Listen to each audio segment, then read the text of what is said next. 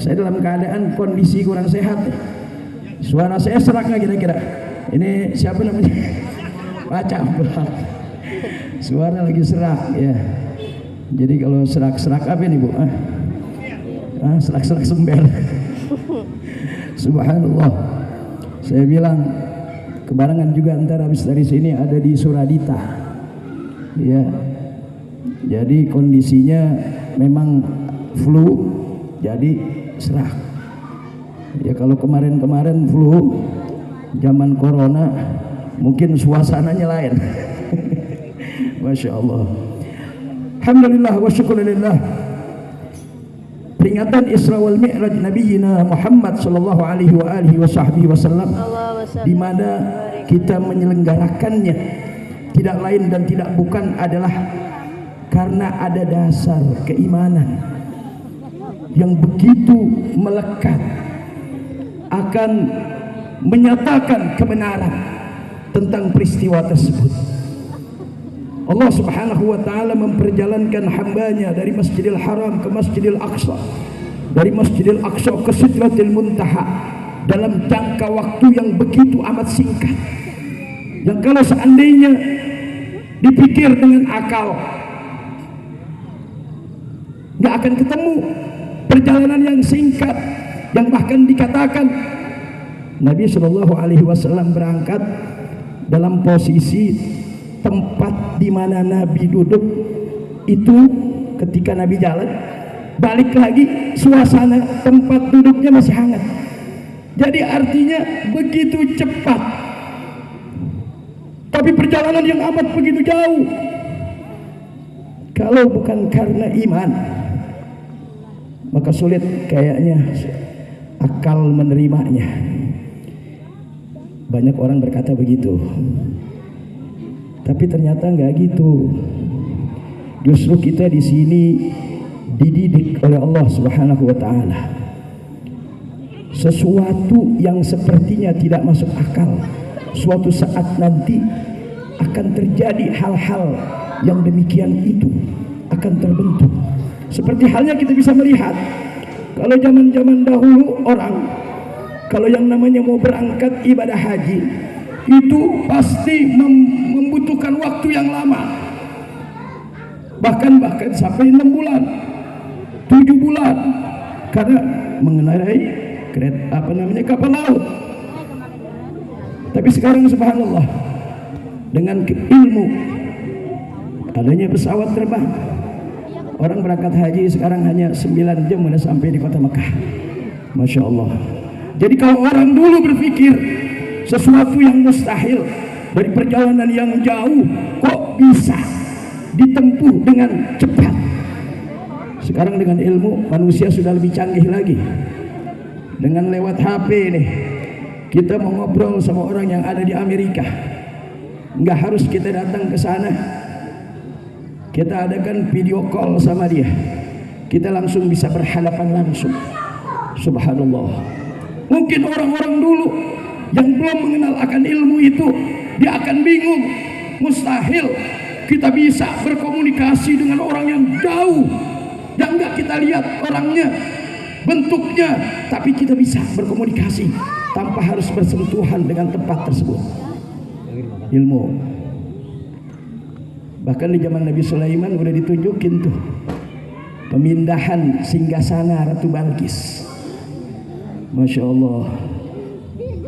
Ya, jin iblis bilang, sebelum engkau bangun dari singgasanamu, wahai Nabi Sulaiman, aku akan pindahkan singgasana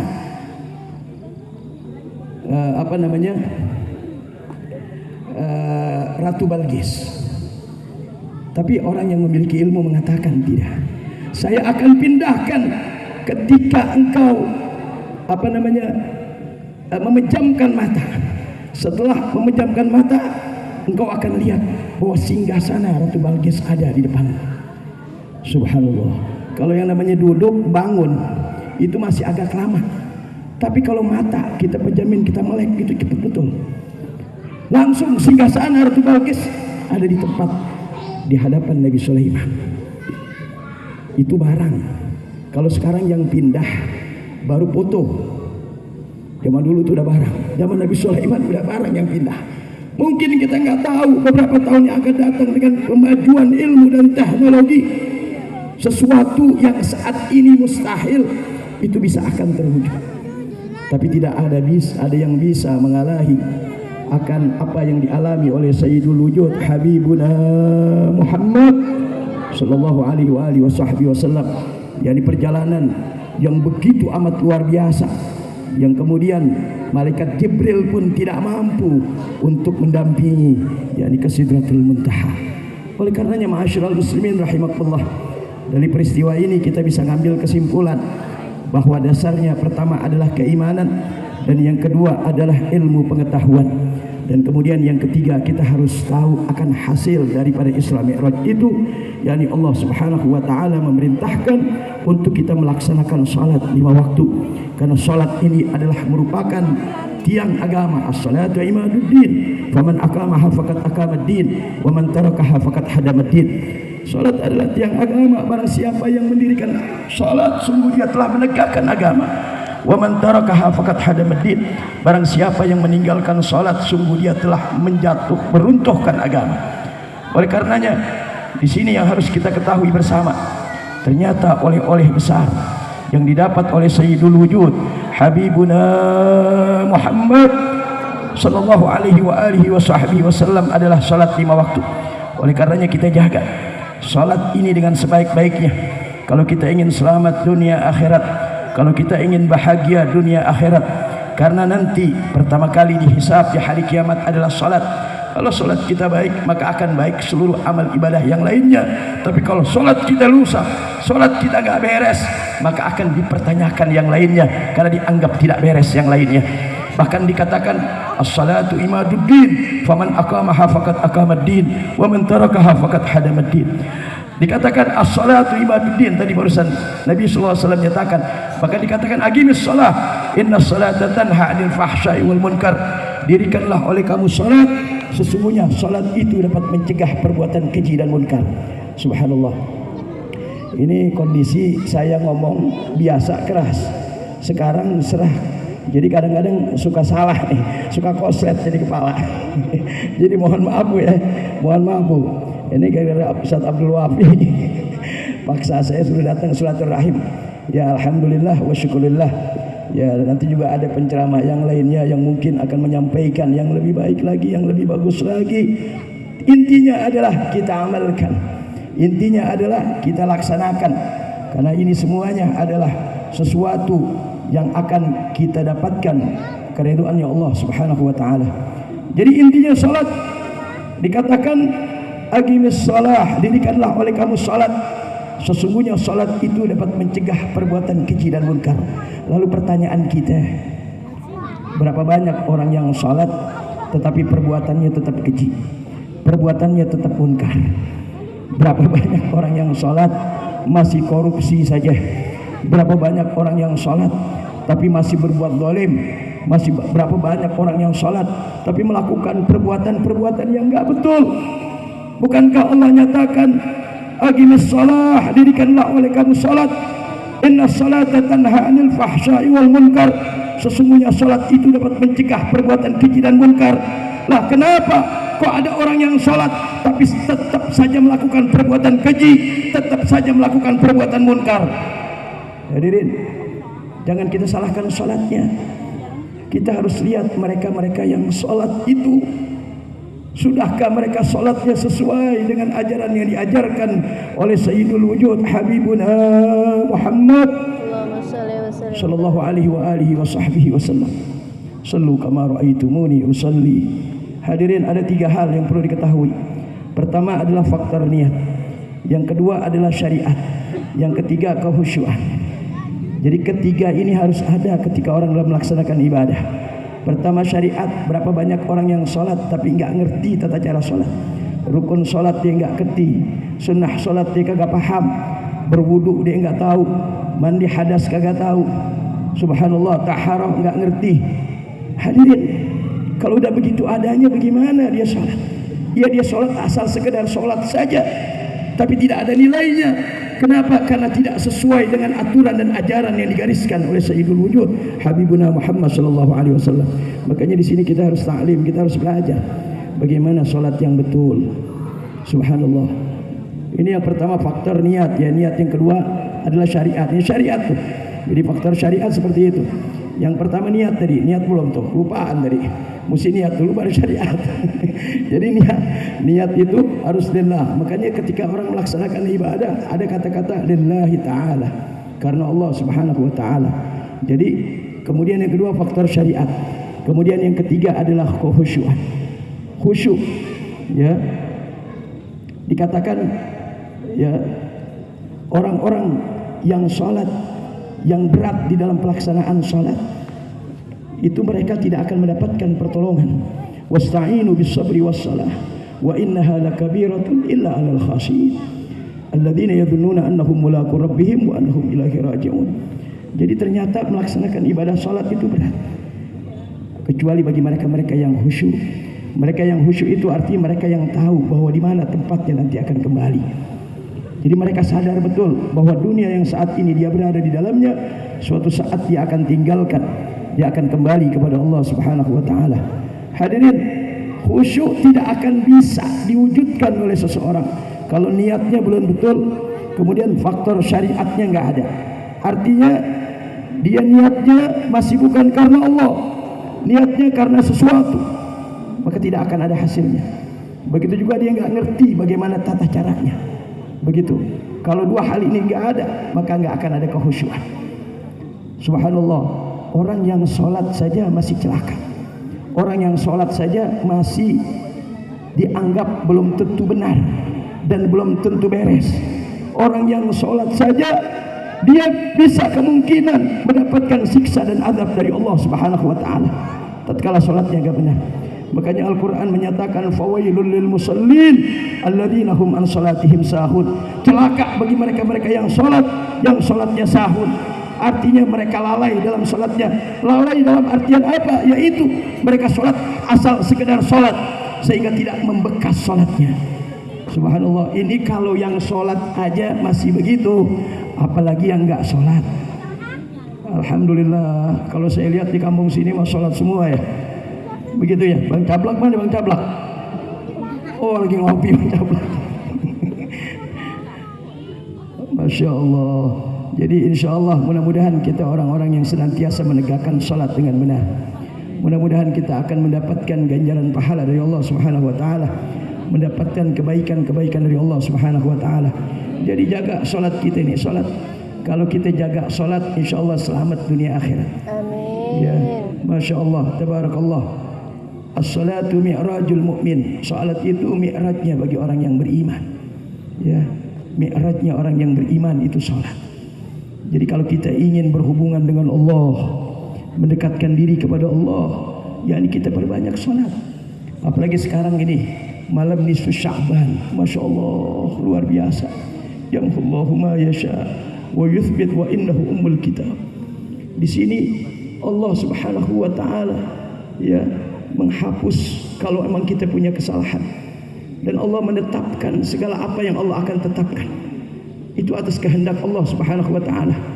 Bahkan dikatakan fil mahfuz, itu Allah Subhanahu wa taala telah tetapkan bagaimana keadaan dan kondisi kita, kapan kita akan pulang ke rahmatullah, kapan kita akan mendapatkan kebaikan-kebaikan, kapan kita akan mendapatkan naudzubillah sesuatu yang enggak baik dan seterusnya. Artinya Allah berikan kepada kita ketetapan-ketetapannya. Kita menginginkan agar Allah Subhanahu wa taala menakdirkan kita, menetapkan kita pada Lailatul Nisfi min Sya'ban ini ketetapan-ketetapan yang baik, ketetapan-ketetapan yang mendatangkan keridhaannya. Amin. Amin ya rabbal alamin. Ya, minta ditetapkan oleh Allah. Ini malam nisfu Sya'ban ini. Ngerti enggak malam nisfu Sya'ban? Insyaallah. Tahu? Udah doa belum? Ya. Udah minta apa sama Allah? Baca Yasin. Ya. Hah? Baca Yasin walaupun kapan aja boleh. 3 kali. Tapi itu diajarin itu. Baca Yasin 3 kali. Masya Allah. Yasin pertama kita minta semoga Allah panjangkan umur dalam taat. Amin. Yasin yang kedua kita baca Semoga Allah berikan rizki yang berkah. Yasin ketiga kita baca, semoga Allah tetapkan kita selalu dalam hidayahnya dan mati dalam husnul khatimah. Masya Allah, karena ini ketetapan dari Allah. Di malam nisfu Sya'ban yang luar biasa ini, alhamdulillah kita sama-sama melakukan kebaikan. Ya, ini semoga apa yang kita laksanakan mendapatkan keridhaan dari Allah Subhanahu wa taala. Kemudian saya ingin menyampaikan satu hal. Ini terakhir, ya, karena emang gak lama-lama. Habis ini saya mungkin permisi ya Kiai. Kiai Abdul Wafi, insyaallah ntar, dan Kiai Adnan yang akan menyampaikan panjang lebar. Saya hanya pesan akan satu hal yang pernah disampaikan oleh Al-Imam Al-Arif Billah Al-Habib Abdullah bin Alwi Muhammad Al-Haddad, ya, di mana dikatakan, wa mata ra'aita min nafsika takasulan an ta'atillah aw mailan ila ma'siyatih fadzakkirha bi anna Allah yasma'uka wa yarak wa ya'lamu sirraka wa najwak. Kapan saja kau melihat kau punya diri, kapan saja kau melihat kau punya jiwa takasulan an ta'atillah, bermalas-malasan taat kepada Allah. Artinya sholat kagak mau, ngaji enggak mau, puasa ini dikit lagi bulan Ramadan. Ya ingat tuh, puasa Ramadan di siang hari, makan di siang hari, minum di siang hari di bulan Ramadan haram. Artinya kalau andai kata ada orang yang semalam lupa niat, artinya status dia itu nanti mesti kodok puasanya. Ya, bukan berarti dia merasa batal, dia makan, dia minum, enggak. Dia mesti imsak, dia mesti nahan, enggak boleh makan, enggak boleh minum. Walaupun statusnya dia itu dikatakan tidak puasa sekalipun. Kenapa? Karena semalamnya lupa niat. Ya, karena dia nggak tahu bahwa sekarang masuk bulan Ramadan misalnya. Kondisi seperti itu bagi seseorang, dia harus tahan, tidak boleh makan, tidak boleh minum. Ya, haram kalau dimakan dia minum di siang hari di bulan Ramadan. Makanya kalau seandainya ada orang, wah saya agak nggak enak nih, batalin puasa aja, nggak mau puasa. Satu, orang yang batalin puasa dengan sengaja haram hukumnya. Dan kemudian, dan kalau dia mau ganti itu puasa yang satu hari tadi, tidak akan bisa tergantikan nilai pahalanya. Dan kemudian apa? Setiap apa yang dia masukkan di bulan Ramadan di siang hari itu haram. Kecuali bagi yang udzur, sakit, nggak puasa, dia makan di siang hari, dia minum, ada udzur. Ini kalau yang enggak puasa tanpa udzur, hati-hati loh. Yang enggak puasa tanpa udzur di siang hari di bulan Ramadan, dia makan, dia minum, itu sama juga dia memasukkan bara api neraka ke dalam mulutnya. Waliyadzubillah. Ya, jadi perlu dicatat tuh. Jadi kalau seandainya kau punya jiwa, kau punya diri, bermalas-malasan taat kepada Allah, enggak mau melaksanakan perintah Allah, enggak mau menjauhkan segala larangan Allah, takasulan an taatillah au mailan ila ma'siyatih, atau cenderung melakukan maksiat kepada Allah Subhanahu wa taala. Senangnya melakukan perbuatan yang enggak benar, senangnya bergunjing, senangnya ghibah, senangnya melihat matanya menggunakan hal-hal yang haram, atau kakinya melangkah ke tempat-tempat yang enggak benar, atau lain sebagainya. Mailan ila ma'siyatih fadhkurlaha, ingatkan kepada kau punya jiwa, bi annallaha yasma'uka wa yarak wa ya'lamu sirraka wa najwak, bahwasanya Allah Subhanahu wa taala mendengar kamu, bahwasanya Allah Subhanahu wa taala melihat kamu, bahwasanya Allah Subhanahu wa taala mengetahui akan bisikan-bisikan hatimu yang paling dalam sekalipun. Masya Allah. Jadi kita harus sadar tuh, ya, di mana saja kita berada, di tempat apa saja kita ada, bagaimanapun keadaan dan kondisi kita, kita sedang diawasi oleh Allah Subhanahu wa taala. Oleh karenanya kalau kita ingin mendapatkan keridhaan Allah, mendapatkan pertolongan Allah, mendapatkan kebaikan dari Allah, mendapatkan saadah, bahagia fid dunya wal akhirah, maka jadikan diri kita ini selalu dalam keadaan taat kepada Allah Subhanahu wa taala. Kita jaga mata kita jaga lisan kita jaga telinga kita jaga kaki kita jaga tangan kita jaga perut kita, sesuatu yang masuk ke dalam mulut kita jaga kemaluan kita. Semuanya kita arahkan untuk senantiasa mendapatkan keridhaan Allah Subhanahu wa taala. Tapi kalau kita enggak jaga, kita akan binasa. Kesenangan sesaat menghantarkan kecelakaan yang abadi. Waliyadzubillah. Dunia ini sesaat, akhirat abadi. Berapa banyak kenikmatan yang dihadapi oleh seseorang ketika dia mendapatkan kenikmatan dunia, tapi setelah itu berakhir. Jadi jadilah kita orang yang selalu taat kepada Allah. Ya, mari sama-sama kita arahkan jiwa kita untuk kita pasang niat.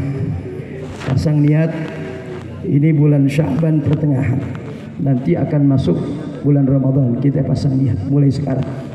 Jangan lagi kita melakukan perbuatan yang tidak baik. Ya, kita arahkan diri kita ke arah yang baik. Kita baca Quran, kita baca zikir. Ya, kemudian kita perbanyak sholat sunnah. Kita senantiasa jaga sholat 5 waktu kita. Kalau bisa selalu berjamaah sholat 5 waktu kita jaga. Mulai sekarang ini, nanti masuk bulan Ramadan akan lebih semangat. Jangan ntar aja, kalau udah Ramadan baru saya semangat. Ntar kalau udah Ramadan baru saya baca Quran. Ntar kalau Ramadan baru saya akan sholat berjamaah. Ntar kalau Ramadan, nggak bisa. Kalau kita punya niat seperti itu, ini namanya kita dapat tipu daya syaitan. Yang pasti pas masuk Ramadan, hanya hari pertama doang kita semangat sholat tarawih penuh. Kira-kira musola apa namanya deh? Musola apa namanya? Iya, sholat tarawih kira-kira penuh gak hari pertama? Hah? Sampai mana kira-kira? Masya Allah. Hari pertama, hari kedua. Kalau udah mulai hari ke-20 bagaimana keadaannya? Maju ke depan. Subhanallah. Puasa juga begitu. Hari pertama luar biasa umat Islam, betul-betul mendapatkan rahmat dan kasih sayang Allah. Cuman kalau mulai hari kelima, keenam, innalillahi wa inna ilaihi raji'un. Kita ke pasar, kita lihat mana muslim, mana bukan muslim, itu saru udah.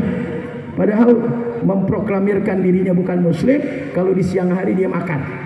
Jadi kalau ada, kita lihat ada orang bawa mobil atau bawa motor nongkrong di pinggir jalan sambil ngerokok di siang hari bulan Ramadan, persaksikan bahwa saat itu dia bukan beragama Islam. Kenapa demikian?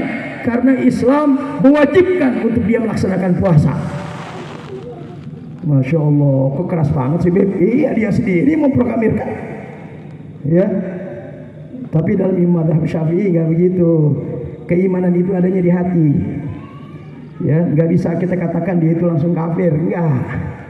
Tapi dia sendiri secara nggak langsung mengikrarkan dirinya. Tapi nggak boleh kita memvonisnya. Kecuali kalau kita tanya, kenapa ente nggak puasa? Menurut anak puasa tidak wajib. Nah, baru kafir tuh. Paham ya kira-kira ya? Tapi kenapa ente nggak puasa? Aneh nggak puasa karena semalam aneh kagak sahur. Ada yang begitu, yang nggak sahur akhirnya paginya nggak puasa. Ada nggak? Nah, ini namanya orang bahlul. Ya, kagak ngerti. Sahur itu sunnah. Mau sahur mau nggak sahur nggak apa-apa. Puasa wajib. Min tulu'il fajri ila ghurubisy syamsi. Dari mulai terbitnya fajar sampai terbenamnya matahari sampai maghrib. Subhanallah. Jadi jaga betul tuh. Ya, kalau di bulan Ramadan kita punya niatan. Pasang niat. Masuk bulan Ramadan saya akan tadarus Al-Quran, saya akan hatamkan Al-Quran, saya akan jaga diri saya sebaik-baiknya. Masya Allah. Karena kalau udah punya niatan yang baik-baik saja dengan Ramadan, itu Allah berikan luar biasa. Man fariha bi dukhuli Ramadan haramallahu jasadahu 'ala niran. Gembira dengan datangnya bulan Ramadan, Allah haramkan jasadnya menyentuh api neraka. Gembira untuk melakukan kebaikan. Ya, jadi subhanallah, ini mungkin yang bisa saya sampaikan pada kesempatan hari ini. Mohon maaf sekali lagi kalau saya sedikit ngomong ini agak ngawur ngindul segala macam, karena ini suara betul-betul dari perut agak sakit begitu ya. Jadi mohon maaf ya. Jadi ini yang bisa saya sampaikan. Semoga Allah Subhanahu wa taala memberkahi kita semua. Amin. Dan semoga acara ini diberkahi oleh Allah Subhanahu wa taala. Dan kita semuanya termasuk orang-orang yang mendapatkan kebaikan dari Allah Subhanahu wa taala. Dan akhirnya akhir hayat kita nanti akan mendapatkan husnul khatimah. Ya Allah biha, ya Allah biha, ya Allah bi husnil khatimah. Ya Allah biha, ya Allah biha, ya Allah bi husnil khatimah. Ya Allah biha, ya Allah بها يا الله بحسن حلال الله عليكم أجمعين. السلام عليكم ورحمة الله وبركاته. وعليكم السلام ورحمة الله وبركاته.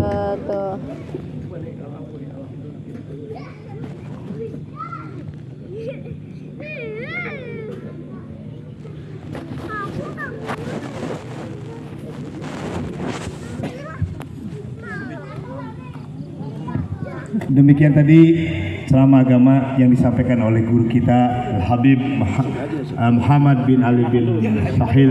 Mudah-mudahan bermanfaat buat kita. Doain